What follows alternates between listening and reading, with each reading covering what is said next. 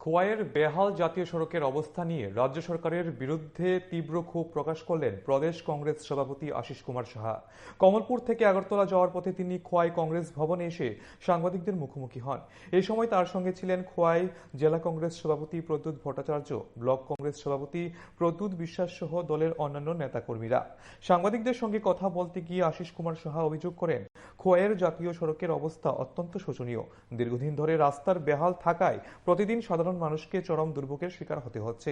দ্রুত জাতীয় সড়কের সংস্কারের উদ্যোগ নেওয়ার দাবি জানান তিনি।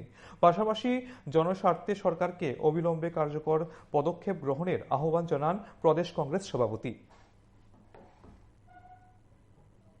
এমন সব গর্তর মধ্য দিয়ে গাড়ি চালাতে হচ্ছে যে খুব সহসায় গাড়ির যেমন আপনার তার যান্ত্রিক ব্যবস্থাপনা এটা যেমন ক্ষতিগ্রস্ত হবে, এবং যারা গাড়ির এই রাস্তা দিয়ে চলাচল করছেন যে কোনো সময় বড় ধরনের দুর্ঘটনায় পতিত হয়।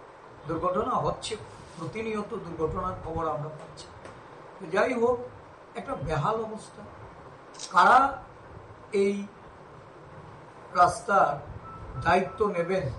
এটা কি কেন্দ্রীয় সরকারের, না রাজ্য সরকারের, না এই রাস্তা NHIDCL কে? আমরা দেখেছিলাম আজ থেকে প্রায় 8-9 মাস আগে তাদেরকে রাজ্যে নিয়ে এসে রাজ্যের লোকসভার সাংসদ বিপ্লব বাবু উনি দাবি করেছিলেন যে উনি নাকি ইউনিয়ন আপনার রোড অ্যান্ড সার্ভিস মিনিস্টারের সঙ্গে কথা বলে উনি একটা স্যাংশন এই রাজ্যের রাস্তার উন্নয়নে এটা উনি করিয়েছিলেন। যদি অর্থ বরাদ্দ হয়ে থাকে তাহলে এই বরাদ্দে ব্যয়িত অর্থে আরো খারাপ অবস্থায় আজকে